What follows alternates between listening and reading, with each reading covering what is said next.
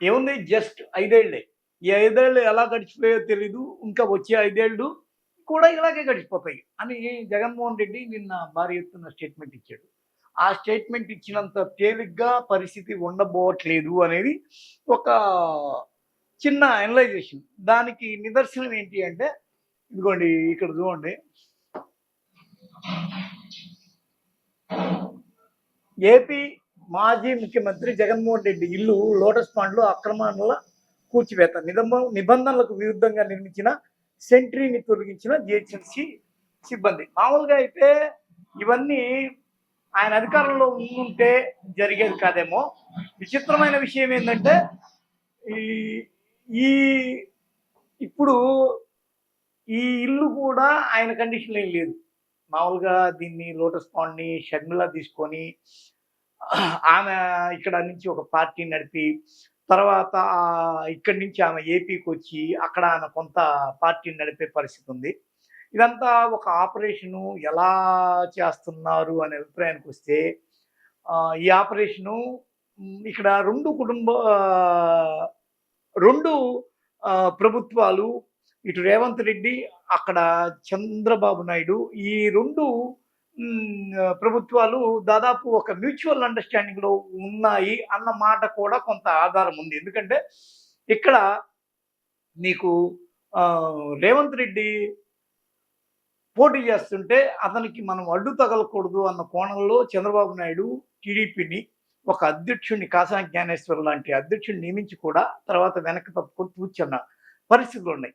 ఈ క్రమంలో ఇక్కడ అక్కడ టీడీపీ అనుకూల ప్రభుత్వాలు ఏర్పడడంతో జగన్మోహన్ రెడ్డి కానీ, లేకపోతే ఆయన యొక్క ఆస్తులు కానీ, లేకపోతే ఆయన యొక్క ఇప్పటివరకు ఆయనతో పనిచేసిన మంత్రులు కానీ, వీళ్ళందరూ కానీ వరుసగా సమస్యలను ఎదుర్కోవడానికి సిద్ధంగా సిద్ధపడాల్సిందే. కారణం ఏంటంటే జగన్మోహన్ రెడ్డి చెప్పాడు, మళ్ళీ నాకు కష్టాలు రావచ్చు, మళ్ళీ నేను అష్ట కష్టాలు అనుభవించవచ్చు, నాకు సంబంధించిన ఎన్నో ఎదురుదాడులు జరగవచ్చు అని ఆయన బాధపడ్డ మాట వాస్తవం.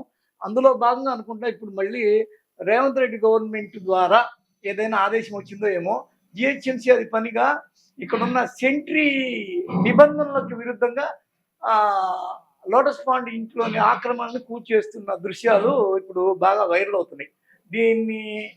ఇది ఇక్కడతో పోద్దా, లేకపోతే మీకు చంద్రబాబు యొక్క కరకట్ట నివాసం మీద లింగమనేని రమేష్ వాళ్ళ పాయింట్ ఆఫ్ వ్యూలో దానికి రెంట్ కట్టారు, ప్రభుత్వం రెంట్ చెల్లించింది, ఇక్కడ నుంచి చంద్రబాబు నాయుడు ఉండకూడదు అన్న కోణంలో చాలా భారీ ఎత్తున చర్చ జరిగింది. ఆ కరకట్ట నివాసం అనేది పెద్ద ట్రోలింగ్ నడిచింది ఒక సమయంలో.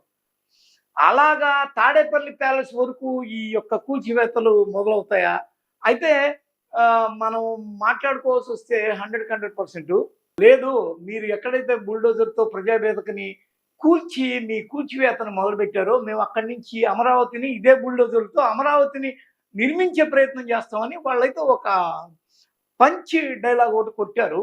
కానీ ఇక్కడ చూస్తుంటే మళ్ళీ కూల్చివేతలు అనేవి మొదలైనట్టు ఇక్కడి నుంచి మొదలుపెట్టినట్టు జగన్ ఇంటి నుంచే కూల్చివేత మొదలు పెడతామని ఎక్కడో ఒక ఇది ఉంది, ఒక స్టేట్మెంట్, ఒక వార్త. అందులో భాగంగానే ఇదంతా జరుగుతోందా?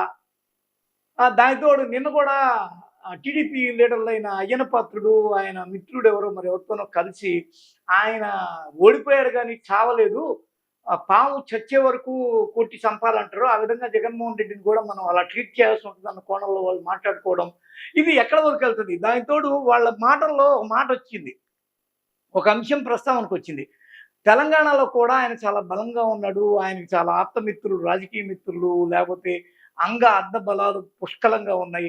ఆయన విస్తరణ Tadepalli palace, lotus pond, Bengaluru palace అని చాలా భారీ ఎత్తున ఉంటుంది. ఆయన్ని అంతమొందించడం అనేది అంత తేలికైన విషయం కాదు అన్న కోణంలో ఇక్కడ మీకు ఒక డిస్కషను నిన్న జరిగింది. ఆ డిస్కషన్‌లో భాగంగా ఇప్పుడు వరుసగా ఆయన ఈ యొక్క ఆస్తుల మీద దాడులు చేస్తారా అన్న ఒక అనుమానం కూడా రేకెత్తుతుంది. అందులో భాగంగానే ఫస్ట్ ఇది లోటస్ పాండ్ అంటేనే వైఎస్ ఫ్యామిలీకి సంబంధించింది అనే ఒక మాట ఉంది, ప్రచారంలో ఉంది. ఆ మాటను బట్టే ఇది నడుస్తోందా ఇక్కడ? ఏంటి చంద్రబాబు నాయుడు తన యొక్క అనుంగు శిష్యుడైన రేవంత్ రెడ్డికి చెప్పి ఇదేమైనా చేయిస్తున్నాడా?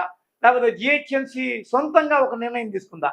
బేసిక్గా అయితే జిహెచ్ఎంసీ ఎప్పుడో తీసుకోవాలి ఈ నిర్ణయం. ఎందుకంటే ఇది కేసీఆర్ ఉండగానే కేసీఆర్కి తీవ్ర వ్యతిరేక స్వరం వినిపించింది షర్మిల. అప్పుడే కేసీఆర్ గవర్నమెంట్ చేతుల్లోనే కదా జిహెచ్ఎంసీ ఉంది, వాళ్ళ మీదే కదా ఉంది.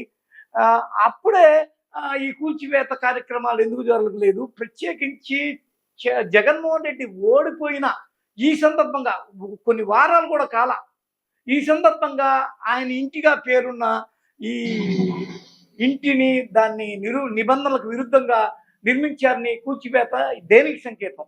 ఇది ఇంకా ఎక్కడి వరకు పోద్దనే ఒక చర్చ మొదలైంది. మరి చూడాలి ఈ శబ్దాలు ఇంకా ఎన్ని రకాలుగా ఎన్ని ప్రాంతాల్లో వినిపిస్తాయో. That's it.